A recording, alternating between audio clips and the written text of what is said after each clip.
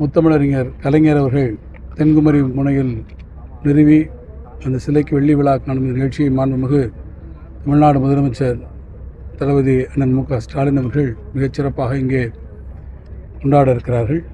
மாண்புமிகு முதல்வர் அவர்கள் வரக்கூடிய 30ஆம் தேதி மாலை இங்கே வந்து சிலையை பார்வையிட்டு சிலைக்கும் நம்முடைய விவேகானந்தர் பாறைக்கும் நடுவே இருக்கக்கூடிய கண்ணாடி இலைப்பழத்தை திறந்து வைத்து திருவள்ளுவருடைய திருவுருவச் சிலைக்கு அவர்கள் மரியாதை செய்கிறார்கள்.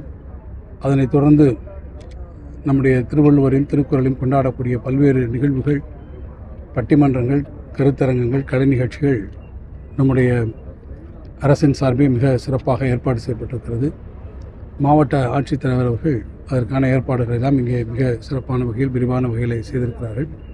அரசினுடைய எல்லா துறைகளும் எல்லா அமைச்சர்களும் அவருடைய துறைகளின் சார்பாக நடைபெறக்கூடிய இந்த விழா நிகழ்ச்சிகளை சிறப்பாக ஒருங்கிணைத்துக் கொண்டிருக்கிறார்கள். பல்லாயிரக்கணக்கான மக்கள் குமரிமுனையில் அன்றைக்கு கூடி ஐயன் திருவள்ளுவருடைய புகழினை பாட இருக்கிறார்கள். அந்த பணிகளெல்லாம் இன்றைக்கு மீண்டும் ஒரு முறை எவ்வாறு நடந்து கொண்டிருக்கிறது, அந்த பணிகள் எவ்வளவு விரைந்து முடிக்க வேண்டும் என்பதையெல்லாம் இன்றைக்கு மீண்டும் ஒரு முறை ஆய்வு செய்திருக்கிறோம். பணிகள் எதிர்பார்த்த வகையில் நிறைவேறி மிகச் சிறப்பாக சுற்றுலா பயணிகள் முதல் நாளிலிருந்தே அனுமதிக்கப்படுவார்களா, அதாவது காலங்கள் தாழ்த்தப்படும்? அந்த லாஜிஸ்டிக்ஸை ஒர்க் அவுட் பண்ணிட்டு இருக்கோம் சார். அவர்களுக்கு சுற்றுலா பயணிகளுக்கு எந்த பிரச்சனைகளும் வராத வகையில் எவ்வாறு ஒருங்கிணைப்பது என்பதை குறித்து மாவட்ட நிர்வாகம், விழா ஏற்பாட்டாளர்களும் அரசு துறைகளும் அதற்கான வழிமுறைகளை ஆராய்ந்தோம். மலேசியா, சிங்கப்பூர் போன்ற வெளிநாட்டு அமைச்சர்கள் தமிழக அறிஞர்கள் வர வாய்ப்பு நிறைய பேருக்கு அழைப்புகள் அனுப்பப்பட்டிருக்கிறது. அவருடைய வருகை உறுதி செய்யப்பட்ட பிறகு முறையான வகையில் உங்களுக்கு தெரிவிக்கும்.